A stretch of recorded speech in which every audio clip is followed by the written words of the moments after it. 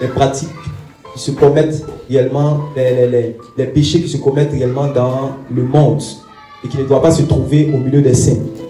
Plus particulièrement l'immoralité sexuelle. Amen. Et on avait défini que l'immoralité sexuelle, on avait défini que c'était l'impudicité, adultère, tous ces genres de choses. Amen. Tout ce qui est désordre sexuel, ça ne doit pas être parmi nous. Quelqu'un qui dit que c'est un saint. Amen. Amen. Ce n'est pas dans la tête, c'est dans son esprit, son âme et dans son corps. Amen. Donc il est saint dans son esprit, dans son âme et dans son corps. J'ai plusieurs fois entendu dire que le chrétien il est saint seulement dans son esprit et son corps. Voilà. Il prend le passage qui dit que Dieu a condamné le péché dans la chair. Donc un homme est pécheur, donc forcé il va pécher. Donc voilà, il se laisse conduire par la chair, alors qu'on dit que l'affection de la chair c'est la mort. C'est-à-dire que celui qui marche par la chair, son salaire c'est la mort. Et cette mort-là c'est l'enfer. Amen. Mais celui qui marche par l'esprit, amen, son salaire c'est la vie éternelle. Amen. Donc tu ne dois pas dire non que Dieu a condamné le péché dans la chair, on va vivre dans le péché. Si tu marches par la chair, selon Galates chapitre 5, le verset 19, l'apôtre Paul a dit que je vous ai déjà dit que ceux qui commettent de telles choses ne pourront pas hériter du royaume de Dieu. Amen. Amen. Il a insisté là-dessus. Donc tout ce qui est pratique, abominable. Amen. L'homosexualité, la zoophilie, la bestialité, la masturbation, la pornographie, tout ce qui, même ceux qui sont mariés, vous n'avez pas droit réellement à prendre des CD de pornographie. Vous n'avez pas droit à pratiquer la sexualité comme ça se fait réellement dans le monde. Alléluia.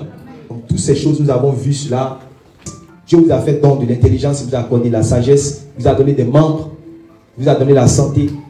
Alléluia. Et certains parmi vous, vous avez fréquenté, vous avez eu des diplômes, c'est pour avoir du travail. Ceux qui n'ont pas, qui ne travaillent, c'est pas aussi, on a dit aussi que ce n'était pas seulement dans l'administration qu'on pouvait travailler, mais on a des membres et on a une intelligence pour entreprendre, pour faire des activités afin de ne pas rester oisif. Parce qu'on doit travailler pour avoir les moyens, pour pouvoir subvenir à nos propres besoins, aux besoins des membres de nos familles et pour pouvoir aux besoins de l'Église. Alléluia.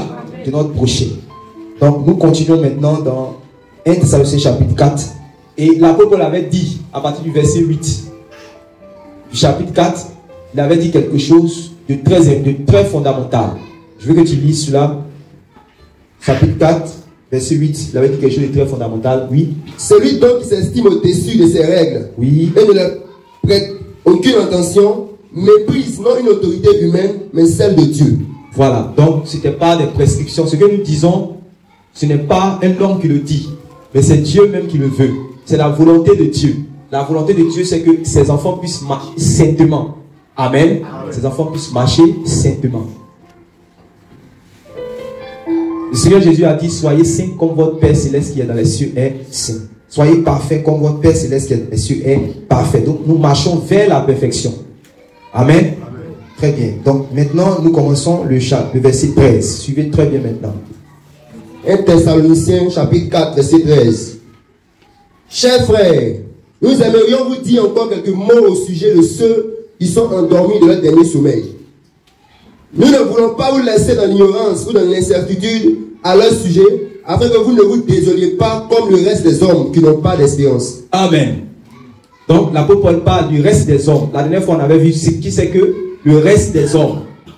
Le reste des hommes, on avait fait la différence entre le reste des hommes et puis les chrétiens. Nous savons que ce monde-là, bien qu'il y a les blancs, il y a les noirs, il y a les riches, il y a les pauvres, ce monde en réalité spirituellement est divisé en deux.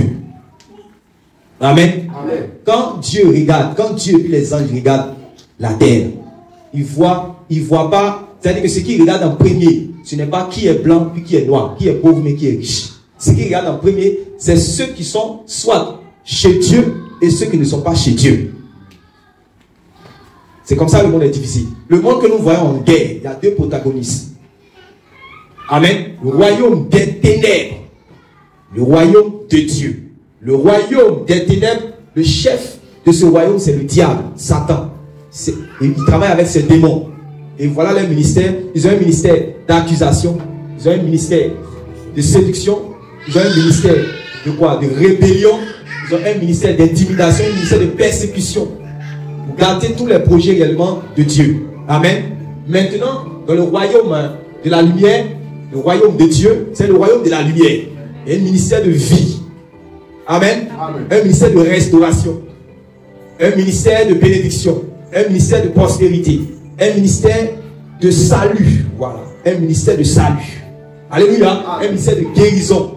Un ministère pour arracher ce qu'ils n'ont pas planté.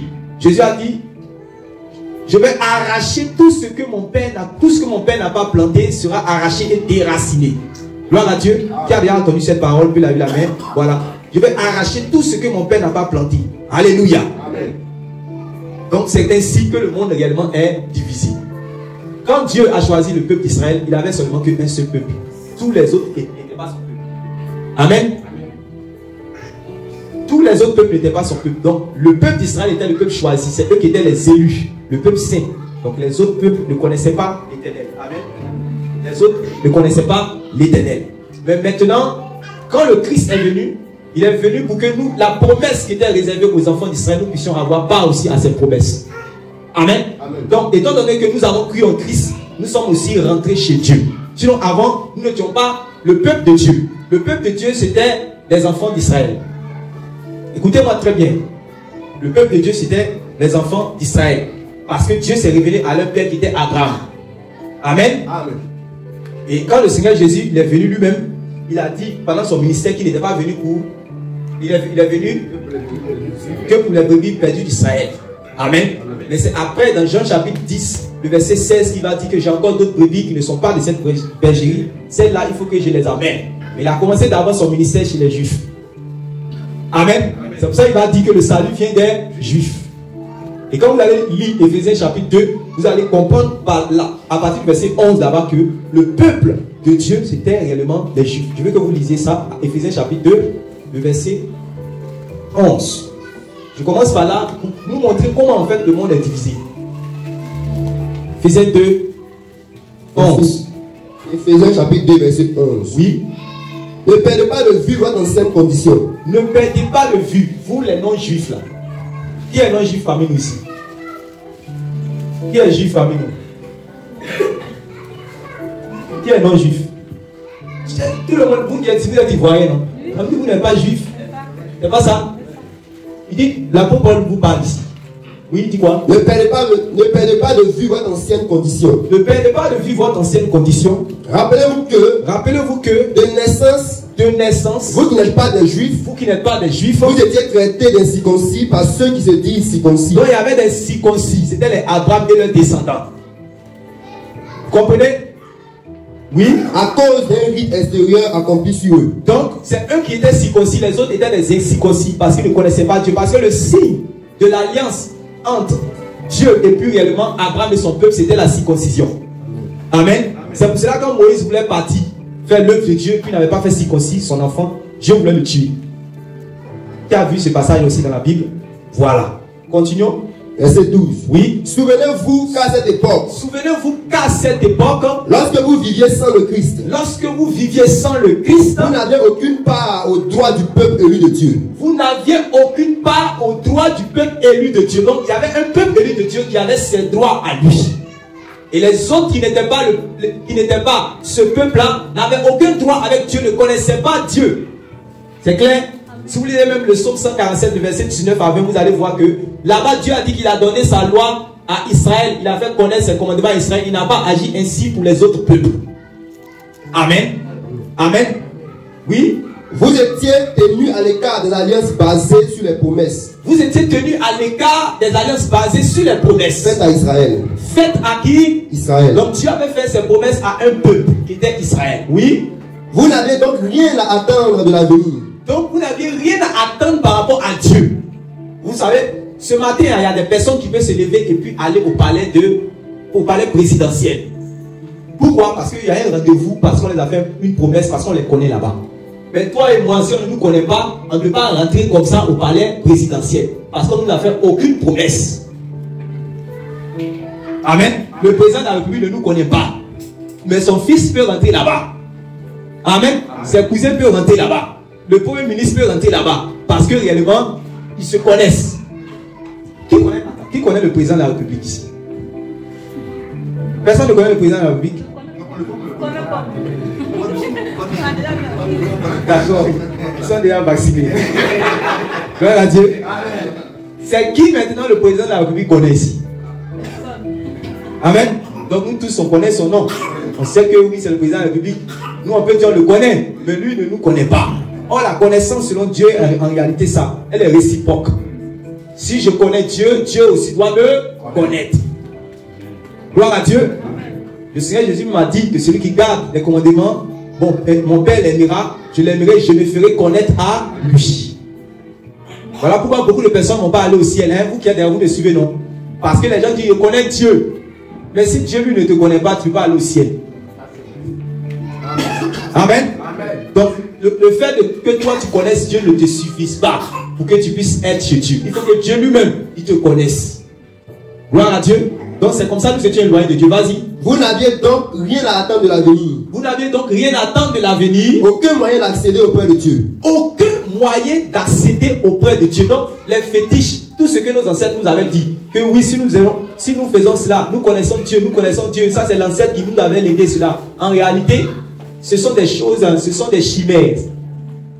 Ce n'est pas vrai, ce n'est pas vrai, ce n'est pas la vérité. La vérité c'est que nous ne connaissions pas Dieu selon la parole de Dieu. Amen. Amen. Amen. Parce que connaître Dieu, c'est connaître sa nature. Il est lumière. Si nous connaissions Dieu, on n'allait pas vivre dans les ténèbres. On n'allait pas commettre l'idolâtrie, la masturbation, le mensonge, l'adultère, les vols. Le péché n'allait pas être victorieux sur nous. Amen. C'est la preuve que nous ne connaissions pas Dieu. Oui.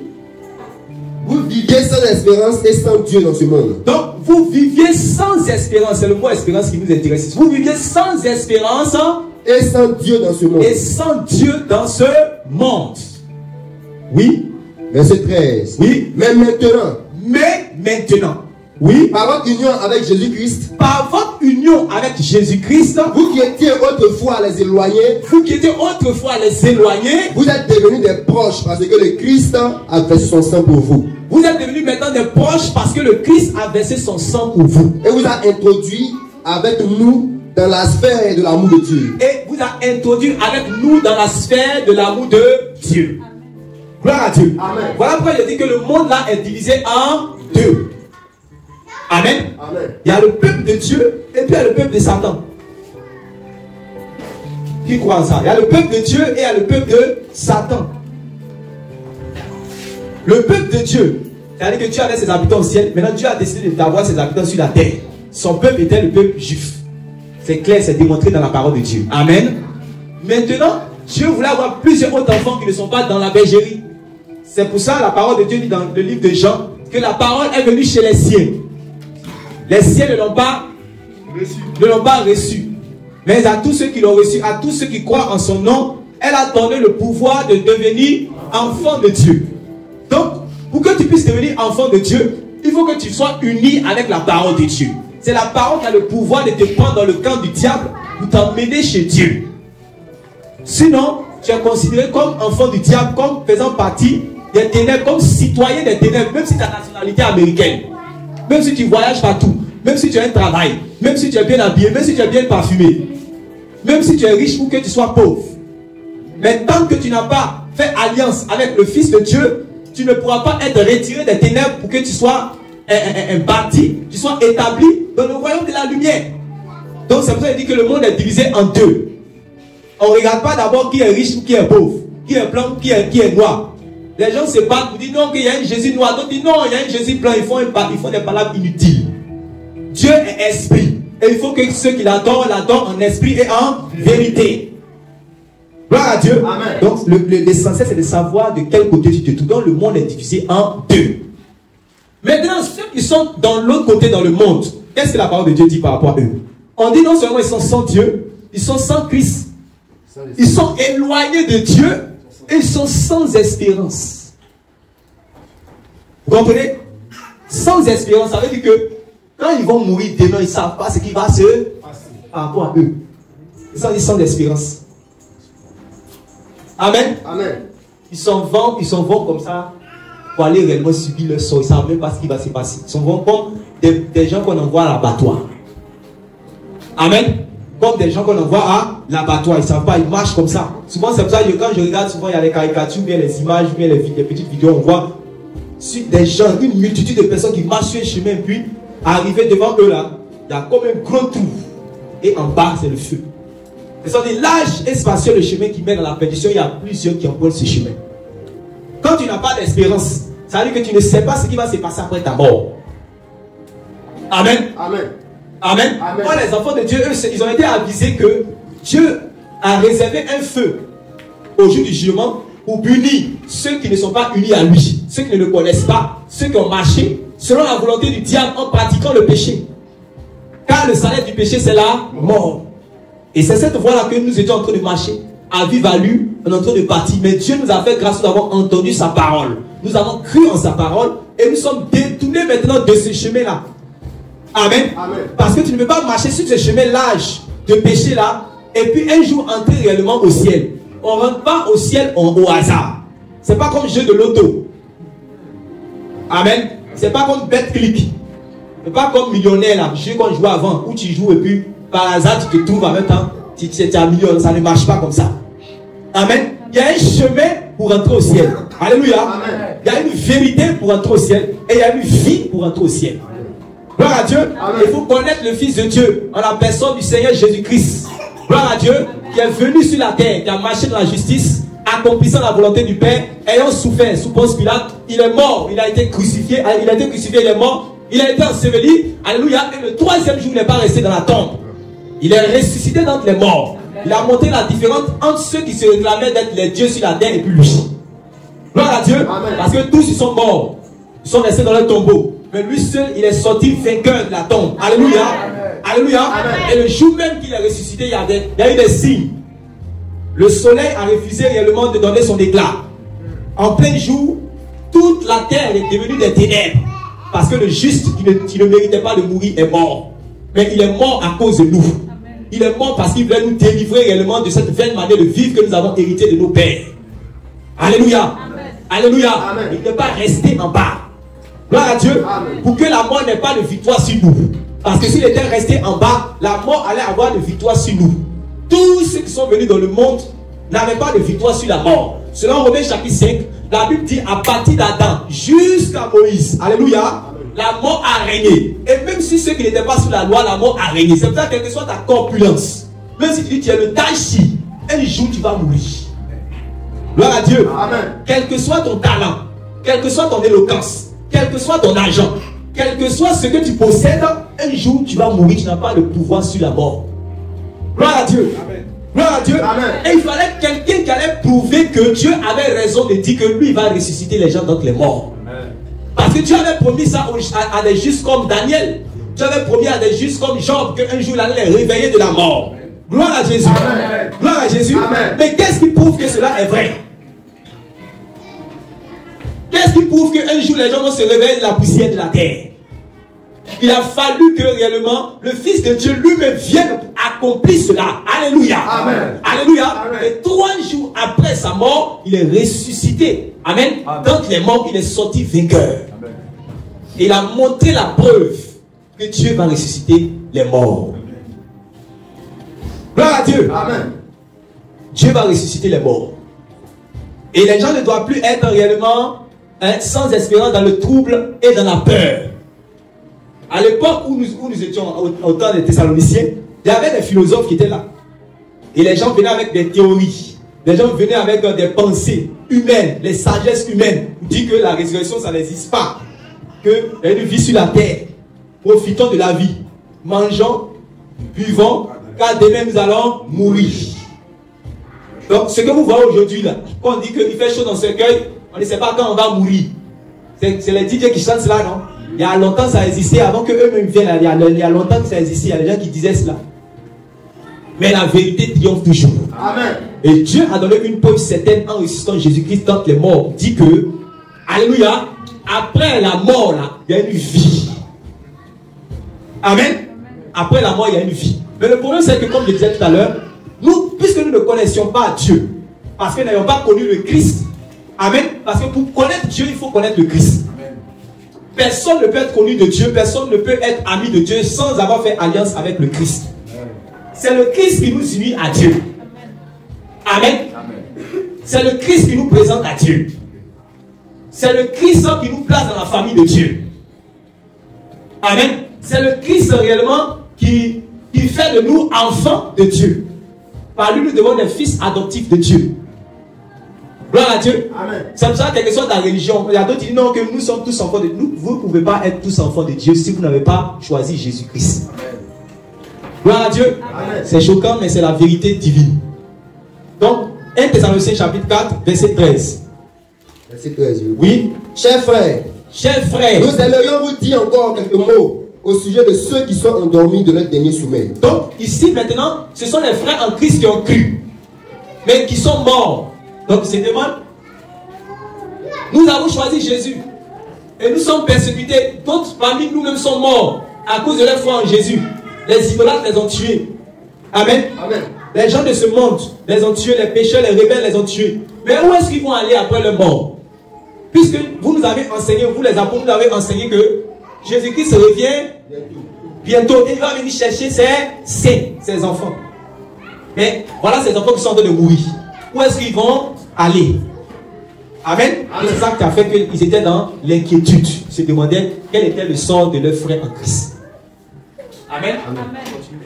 Nous ne voulons pas vous laisser dans l'ignorance ou l'incertitude à leur sujet, afin que vous ne vous désoliez pas comme le reste des hommes qui n'ont pas d'espérance. Donc, il montre que les saints qui sont les chrétiens, eux, ils ont une espérance. Cette espérance, c'est Jésus qui a dit dans Jean chapitre 14, il dit que personne ne soit troublé. Amen. Amen. Amen. Amen. Il dit, je vais aller vers mon Père. Je vais aller pour vous préparer une place. Amen. Amen. Je vais revenir vers vous. Je vais vous prendre avec moi, afin que là où je suis, vous aussi, vous y soyez. Amen. Amen. C'est ainsi que l'apôtre Jean va dire que la promesse que Jésus nous a faite, c'est la vie éternelle. Amen. Amen. Quand on te fait une promesse, tu es dans une espérance. C'est pour ça que nous sommes dans l'espérance du salut.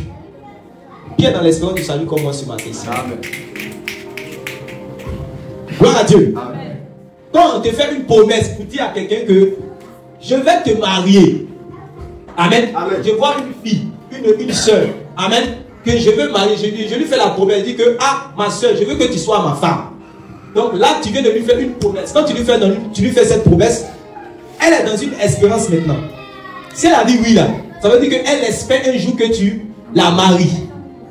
Celui à qui on n'a pas fait d'espérance, on n'a pas fait de promesse, ne peut pas être dans une espérance. Est-ce que vous me suivez? Si quelqu'un me suit, est-ce que vous me suivez? Il faut qu'on te fasse réellement une promesse pour que tu sois dans une disposition d'espérance. Amen. Donc comme Jésus a fait une promesse à ceux qui ont cru en lui, automatiquement ils sont dans une disposition d'espérance. Donc ils espèrent au salut en Jésus. Amen. Amen. À son retour. Gloire à Dieu. Amen. Mais ceux à qui il n'a pas fait d'espérance, eux ils sont quoi? Répondez. Puisqu'il y a d'autres qui ont de l'espérance, et ceux à qui on n'a pas fait d'espérance, eux, ils ne sont pas dans une expression d'attente du salut. Oui. Ils sont sans espoir. Ils sont sans espoir, ils sont sans espérance. Amen. Acclamez pour la parole. Gloire à Dieu. Amen. Et quand tu es sans espérance, tu es dans l'inquiétude, tu es dans la peur. Quand tu es malade, tu commences à trembler. Quand il y a la mort quelque part, quand la mort frappe quelque part, tu commences à trembler parce que tu te demandes après ça, qu'est-ce qui va se passer? Souvent, mais les gens disent, ah, quand quelqu'un meurt, on dit, ah, que la terre lui soit légère. Parce qu'on ne sait pas quel sera son sort, qu'est-ce qui va se passer après sa mort. Donc les gens tremblent, les gens ont peur. Si vous lisez dans Ecclésiaste chapitre 12 là-bas, on montre que quand l'homme commence à vieillir, il commence maintenant à craindre, il commence à avoir peur, quel sera son sort. Vous comprenez? Amen. Mais celui qui est en Christ a une espérance vivante. Amen. Il n'a pas peur. Parce que la mort est un passage pour lui pour aller rencontrer Dieu. Amen. Amen. Or, celui qui n'a pas Christ et qui est sans espérance, la mort est un passage pour lui pour aller rencontrer le jugement, pour aller en enfer.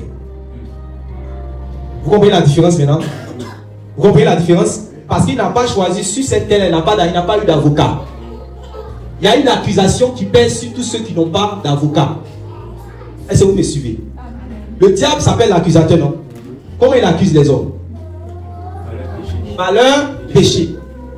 Jésus a dit, le prince de ce monde arrive, mais en moi, il n'a rien. Gloire à Dieu. Amen. Gloire à Dieu. Amen. Vous êtes esclaves de ce qui triomphe en... Donc quand il y a le péché, tu deviens esclave du péché. Et celui qui pèse dès le commencement, c'est le diable. À partir de ce moment, tu deviens enfant du diable. Donc il y a quelque chose de lui en toi. Amen. Donc il devient ton accusateur, il t'accuse à cause du péché qui est sa nature qui est en toi. C'est pour ça que tu as besoin de délivrance. Quand Jésus vient dans ta vie, Jésus il devient maintenant ton avocat auprès du Père. Non seulement il te justifie, parce que Jésus tu as la justification. Amen. Amen. Il te purifie, il te justifie, mais il devient ton avocat. Selon Jean chapitre 1, Jean chapitre 1. 1 Jean chapitre 1, nous avons un avocat. Gloire à Dieu. Amen. Voilà. Donc, si tu as un avocat que quelqu'un t'accuse, l'avocat peut te défendre. Mais toi, quand tu n'as pas Jésus, quand le diable t'accuse, tu n'as aucun défenseur. Et Jésus-Christ, réellement, la Bible dit qu'il est le seul médiateur. Prenons 1 Timothée chapitre 2, verset 5. Et de même aussi, un seul médiateur entre Dieu et les hommes. Et de même aussi, un seul médiateur entre Dieu et les hommes. Donc, il y a un médiateur qui se tient au milieu entre Dieu et puis les hommes. Oui. Jésus-Christ homme lui-même. Jésus-Christ homme lui-même. Donc, c'est lui qui fait le travail de la médiation. C'est lui qui te présente à Dieu. Donc, si tu n'acceptes pas, tu es toujours ennemi de Dieu. Celui qui fait le travail de la médiation, c'est celui qui fait... C'est un médiateur. Amen. Un négociateur. Celui qui va venir créer... Qui va venir quoi? Réconcilier. Amen. Les hommes, les hommes à cause du péché sont ennemis de Dieu. Gloire à Dieu. Amen. Donc l'accusateur qui est le diable va dire que lui je l'accuse en fait du péché. Et Dieu qui est juste va faire quoi? Il va rendre le jugement. Parce qu'il est juste. Gloire à Dieu. Amen. Maintenant, pour ne pas que la condamnation soit sur toi, Jésus-Christ est venu payer en fait le prix.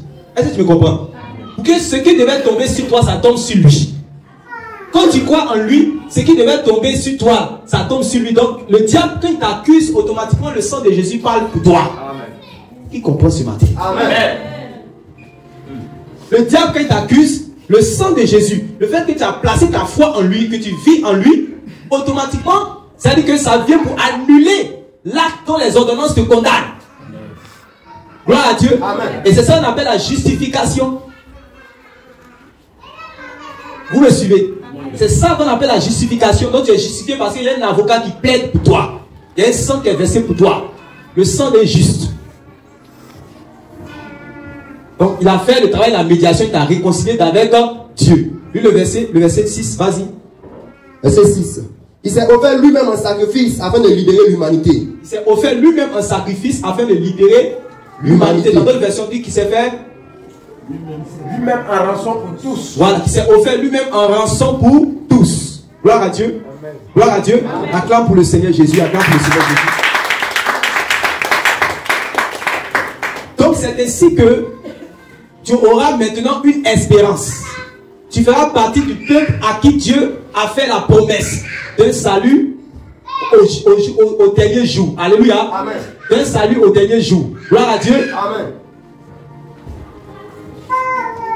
Donc ici, je voulais nous montrer en fait ce que c'est que l'espérance que nous avons et que les autres n'ont pas. Donc, et précisément, c'est quelle espérance? C'est quelle espérance? Bien voir si vous avez compris. C'est l'espérance de quoi? C'est quelle espérance? L'espérance de la vie éternelle, l'espérance du salut, c'est la même chose. C'est dans ça que les chrétiens sont. Donc, dans cette doctrine, c'est la soteriologie, c'est-à-dire que du salut là. Si vous n'êtes pas calé dedans, ils vont actuellement là. J'ai vu des conférences, non c'est terrible, où on fait asseoir les pasteurs et ils sont en train de réellement de les mélanger en ce qui concerne réellement la doctrine du salut. Voilà la doctrine du salut que vous êtes en train de lire ici. On a fait la promesse du salut aux enfants d'Israël. Nous on était hors de cette promesse-là. Jésus, par sa mort et par notre foi en lui, amen, a fait que nous faisions partie du peuple maintenant à qui on a fait cette promesse pour que nous soyons aussi dans l'espérance d'avoir un jour la vie éternelle. C'est tout simple. C'est la chose la plus basique de la Bible. Amen. Mais on voit les gens, les pasteurs font des conférences pour pouvoir perdre les gens. Et ils vont aller prêcher ce qu'on leur a dit dans les conférences. Que dans tout ce que le Seigneur Jésus a prêché là, Tout ce que le Seigneur Jésus a prêché avant sa mort là, c'est l'Ancien Testament. Vous comprenez ça? Et c'est l'ancienne alliance. Il fallait que le sang soit versé d'abord dans tout ce qu'il a prêché, tout ce qu'il a déballé, les paraboles, quoi encore, les béatitudes, Matthieu chapitre 24, tout ce qu'il a dit prophétiquement, tout ça c'est dans l'Ancien Testament. Donc ça sert à quoi de venir faire tout ça là? Si c'est dans l'Ancien Testament, ça ne sert à rien. Donc toutes les paroles, le Seigneur Jésus a dit que non, où il a dit que, comment on appelle ça même? Ce n'est pas tous ceux qui disent Seigneur, Seigneur qui vont entrer. On dit, oh, ça c'est l'Ancien Testament, ça ne parle pas de l'église. Que l'âge est spacieux, le chemin qui mène à la perdition, et toi resserré le chemin qui mène à la vie. Non, on dit ça là-haut. Que ça c'est l'Ancien Testament. Que allez-y dans Apocalypse. Apocalypse, on dit qu'il y a un grand peuple, il y a plusieurs nations, plusieurs peuples qui seront là. Donc le chemin a été élargi. Les gens qui sont docteurs estimés actuellement, c'est peu en l'œuvre, les gens sont en train de les écouter comme ça. Ils sont en train de bombarder les gens. Pour aller, eux aussi, ils vont bombarder d'autres personnes. Et la doctrine du salut est réellement en train de quitter le cœur des gens. Et en fait, le piège dans ça, c'est que c'est pour que les enfants de Dieu ne puissent pas se préparer. C'est tout. Quelqu'un qui sait qu'il est dans l'espérance du salut, la conséquence, c'est qu'il va se préparer. Mais quelqu'un qui sait que le salut est déjà dans sa poche, la conséquence, c'est qu'il va la négliger. Il n'y a rien à dire. Même si les gens veulent nier ça, c'est ce qui est évident. Gloire à Dieu. Amen. Gloire à Dieu. Amen. Oui. 1 Thessaloniciens chapitre 4, verset 14. Puisque nous croyons que Jésus est mort et ressuscité. Maintenant, puisque nous croyons que Jésus est mort et ressuscité, nous pouvons aussi croire que Dieu ramènera à la vie par Jésus ceux qui sont morts dans la communion avec Jésus pour être unis à lui. Vous comprenez? Ici c'est bien expliqué. Répète encore. Puisque nous croyons que Jésus est mort et ressuscité, oui, nous pouvons croire aussi que Dieu ramènera à la vie par Jésus ceux qui sont morts dans la communion avec Jésus pour être unis à lui. Vous voyez que c'est pas tout. Vous voyez que quand au jour de la résurrection, amen, c'est ceux qui sont unis à Jésus qui vont ressusciter avec Jésus pour être à Dieu. Est-ce que vous me comprenez? Amen. Mais si tu n'es pas à Jésus, tu vas réconcilier avec Jésus. Tu vas réconcilier avec Jésus, être ressuscité avec Jésus pour être avec Dieu. Vous me suivez? Vous me faites, on dit Dieu ressuscitera par Jésus. Gloire à Dieu. Amen. Gloire à Dieu. Amen. Dieu ressuscitera par Jésus. On va t'en essayer, tu comprends? Dieu ressuscitera par Jésus. Donc il faut connaître Jésus pour avoir part à cela. Si tu es dans une autre religion où on n'adore pas Jésus, où on ne croit pas en Jésus, où on n'honore pas Jésus, où on ne sait pas Jésus, tu ne vas pas avoir part à cette première résurrection. Est-ce que c'est clair? Amen. Oui? Verset 15. Voici en effet ce que nous pouvons vous certifier en nous appuyant sur la parole du Seigneur. Avant cela, il vient de dire par là d'abord que vos frères qui sont morts dans le Seigneur, Dieu ne les a pas oubliés. Amen. Amen. Dieu ne les a pas oubliés. Quand au jour de la résurrection, eux aussi vont avoir part à cette résurrection. C'est clair? Amen. Voilà. On dit comme Dieu a ressuscité Jésus-Christ et que Jésus-Christ n'est pas resté dans les morts, il est ressuscité là. C'est la preuve que ceux qui sont morts aussi, ils ne vont pas être oubliés. Amen. Oui? Verset 15. Oui. Voici, en effet, ce que nous pouvons vous certifier en nous appuyant sur une parole du Seigneur. Oui. Si nous sommes encore en vie au moment de son retour, nous ne précéderons pas ceux qui sont morts. Si nous sommes encore en vie au moment de son retour, quand il va venir, si nous sommes nous qui sommes, je suis en train de vous parler, vous qui êtes là, quand Jésus va venir, si vous êtes encore en vie, oui, nous ne précéderons pas ceux qui sont morts. Nous n'allons pas précéder, nous n'allons pas dévancer ceux qui sont morts avant nous en croyant en Jésus-Christ. Oui. Verset 16. Oui. Car au commandement de Dieu. Quelqu'un dit au commandement de Dieu. Au commandement de Dieu. Oui. Sitôt que la voix de l'archange et le son de la trompette divine retentiront. Quelqu'un dit la trompette divine retentira. La trompette divine retentira. Oui. Le Seigneur en personne descendra du ciel. Quelqu'un dit le Seigneur en personne descendra du ciel. Le Seigneur en personne descendra du ciel. Alors. Quelqu'un dit alors. Ceux qui sont morts dans la foi. Quelqu'un dit ceux qui sont morts dans la foi. Ceux qui sont morts dans la foi. Et en communion avec le Christ. Et en communion avec le Christ. Ressusciteront les premiers. Verset 17. Après quoi? Ne pensez pas que Dieu les a oubliés. Eux, ils vont ressusciter, mais les premiers d'abord. Quand Jésus qui est au ciel va revenir. Mais si Jésus doit revenir, qui croit que Jésus doit revenir? Est-ce qu'il a dit qu'il revient bientôt? Gloire à Dieu. Il revient bientôt. On dit que s'il tarde là, c'est à cause de ce qu'il y a encore des gens qui sont dans le péché. Amen. Il y a des gens qui sont encore au Koweït, qui sont dans le péché. D'autres sont en Wasakara, qui sont dans le péché. D'autres sont dans tel point, qui sont dans le péché.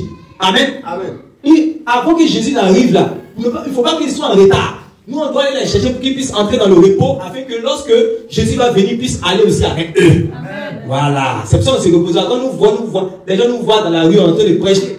Que changer de vie, Jésus revient bientôt, ça pour ça. Amen. C'est pour ne pas qu'ils puissent louper cela. C'est pour ça qu'on voit les musulmans, ils n'ont qu'à nous insulter comme mais nous on les aime. On ne veut pas qu'ils puissent rater ce jour-là. Mais si ils ont raté ce jour-là, c'est terminé. On veut qu'ils soient réconciliés avec Dieu par la foi en Jésus. Est-ce que vous comprenez? Voilà. Ça, tu ne peux jamais souhaiter ça à ton ennemi. Même un ennemi même qui t'a fait du mal, comment tu peux pas lui souhaiter de rater ce jour-là? Parce que s'il a raté, c'est terrible. Gloire à Dieu. Amen. Gloire à Dieu. Donc, Jésus revient bientôt. Et c'est clair. Amen. Regardons. Lis 2 Pierre chapitre 3. Allons-y tous. Prenons 2 Pierre chapitre 3, puis on revient ici. 2 Pierre chapitre 3. 3, verset 1. Oui. Mes chers amis, voici déjà la seconde lettre que je vous écris. Voici déjà la seconde lettre que je vous écris. Dans l'une comme dans l'autre, oui. Je cherche par mes avertissements à stimuler votre jugement et à éveiller en vous une saine réaction contre les faux docteurs. Oui. En vous rappelant l'enseignement que vous avez reçu. Verset 2. Oui. Rappelez-vous ce que les saints prophètes d'autrefois ont prédit. Oui. Souvenez-vous des préceptes laissés par notre Seigneur et Sauveur Jésus-Christ et transmis par vos apôtres. Vous comprenez comment c'est clair ça? Oui. Allons-y. Verset 3. Sachez tout d'abord que... Donc ça veut dire quoi? Si tu dis que tout ce que Jésus a enseigné c'est l'Ancien Testament, tu es dans l'erreur, tu es dans une erreur monumentale. Parce que c'est une erreur fatale, très dangereuse. Amen. Amen. Parce que lui, il a légué, il a donné aux apôtres de continuer ce que lui a commencé. C'est tout.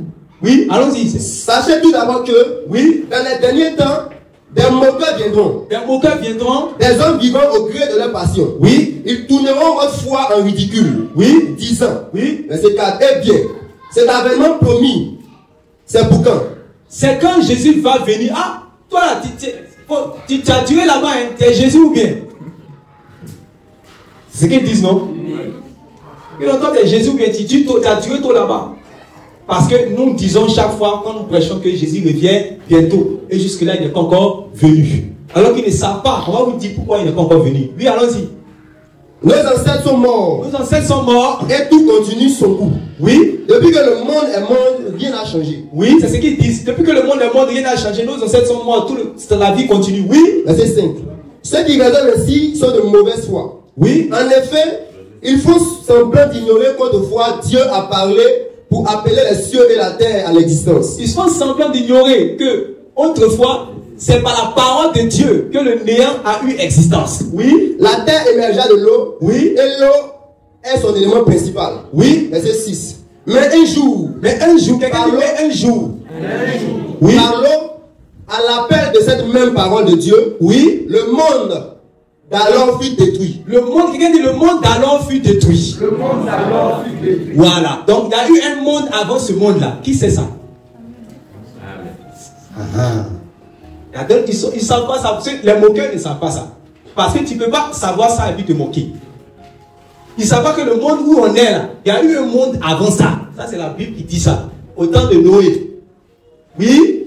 Englouti par les eaux du déluge. Englouti par les eaux du déluge. Oui. Verset 7.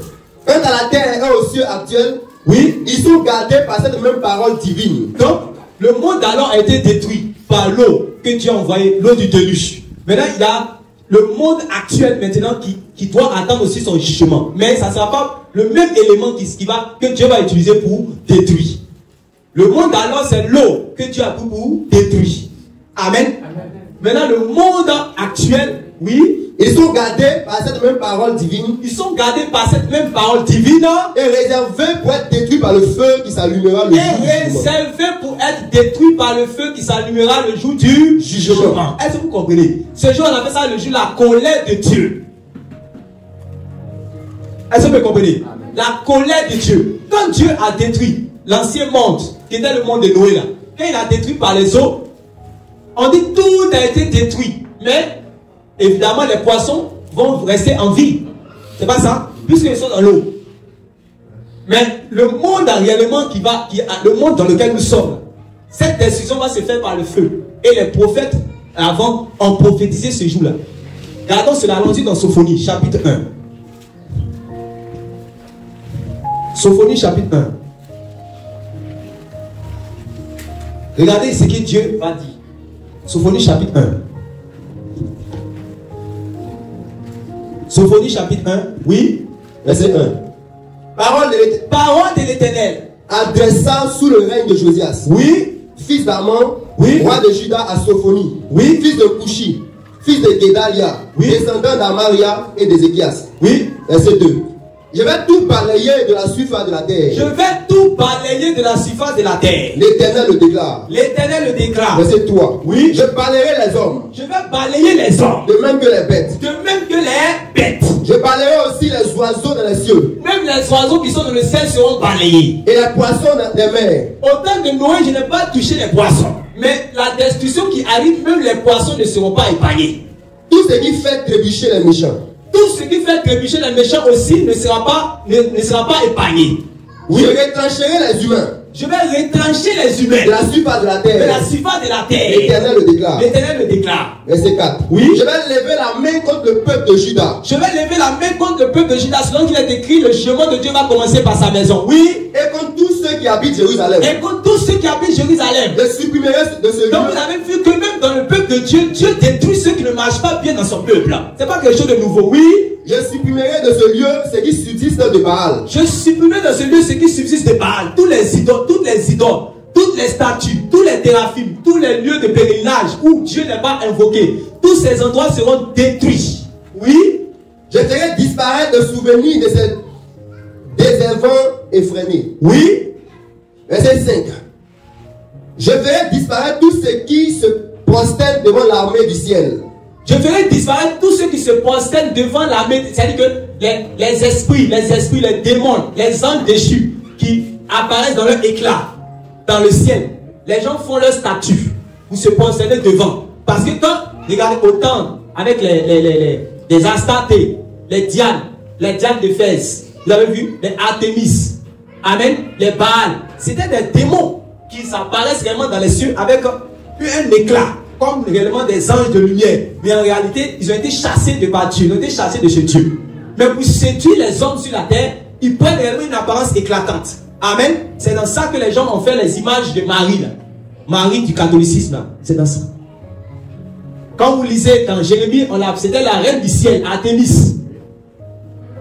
Donc on dit, qu'est-ce qu'on dit? Que ceux qui vont se prosterner devant ces esprits-là, ils vont faire les représentations de ces esprits, se prosterner devant eux.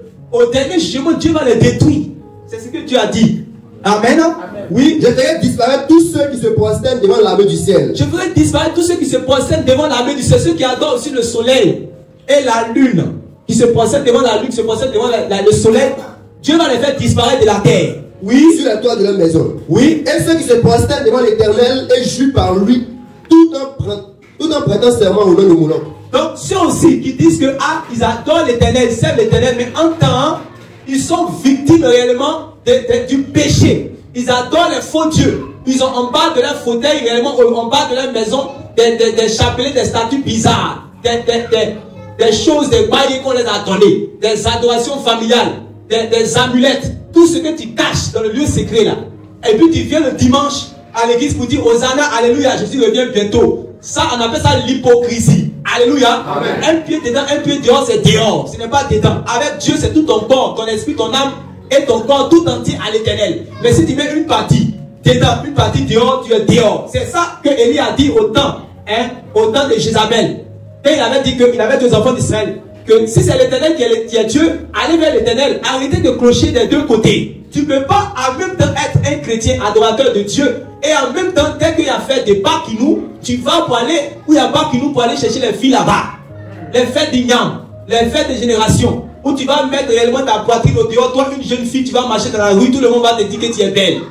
Ça ne marche plus. Tu ne peux pas dire en même temps que tu adores le Seigneur et en même temps dans ton village, quand on dit qu'il y a dessert, il y a telle chose, on va te faire des pratiques bizarres. Ils vont te raser de partout. Les gens vont faire ce qu'ils veulent avec ton corps, alors que ton corps est devenu le temple du Saint-Esprit. Tu ne peux pas dire qu'en même temps que tu es chrétien, mais dès qu'il y a les fêtes des autres dieux, qui ne sont pas ton Dieu, le Dieu d'Israël, le Dieu d'Abraham, d'Isaac et de Jacob, Amen, manifesté en son Fils, le Seigneur Jésus-Christ là. Ce n'est pas lui que tu adores. Quand il y a des temps de tabaski, on donne les viandes sacrifiées aux idoles. Tu cours pour aller fêter la tabaski, tu cours pour aller fêter les fêtes idolâtres. Et en même temps, tu dis que tu adores Dieu, tu adores réellement le Seigneur Jésus. Ça ne marche pas.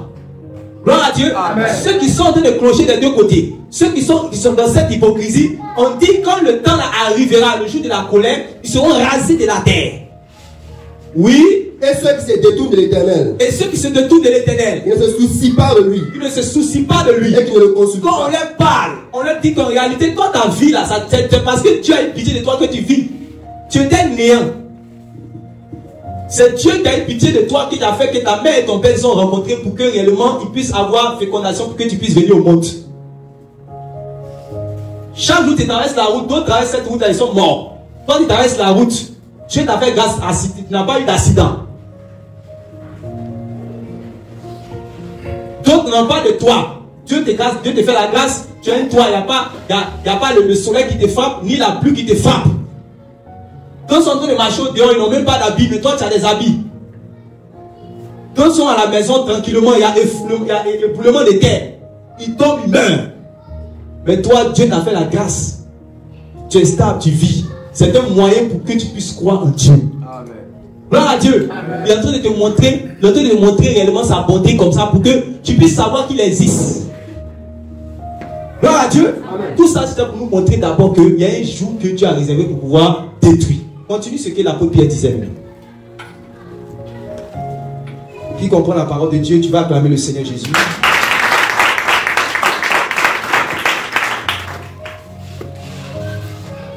De Pierre chapitre 3, toujours. On va dire pourquoi maintenant, ce qu'il a annoncé, ce jour qu'il a annoncé là, depuis là, ça n'arrive pas. Oui. Être détruit par le feu qui s'allumera au jour du jugement. Oui. Ce même jour, les méchants périront. Ce même jour, les méchants périront. Dans tout ce qu'on a lu, ce qu'on a lu dans les prophètes tout à l'heure, oui. Verset 8. D'autre part, mes bien-aimés, vous ne devez pas perdre de vue que pour le Seigneur, un jour est comme 1000 ans. Oui. Et 1000 ans sont comme un jour. Oui. Verset 9. Le Seigneur n'est pas en retard pour accomplir sa promesse. Le Seigneur n'est pas en retard pour accomplir sa promesse. Donc le Seigneur a fait une promesse à ceux qui croient en lui. Mais il a fait une promesse aussi à ceux qui ne croient pas en lui. Voilà.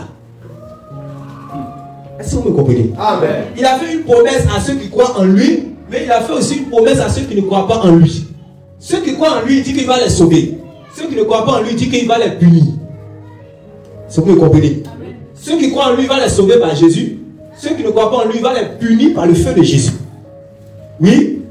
Le Seigneur n'est pas en retard pour accomplir sa promesse comme certains se l'imaginent. Oui. Il est seulement très patient à avoir d'égard. Oui. Car il ne veut pas qu'un seul périsse. Oui. Il voudra au contraire que tous parviennent à changer de vie. Oui. Verset 10.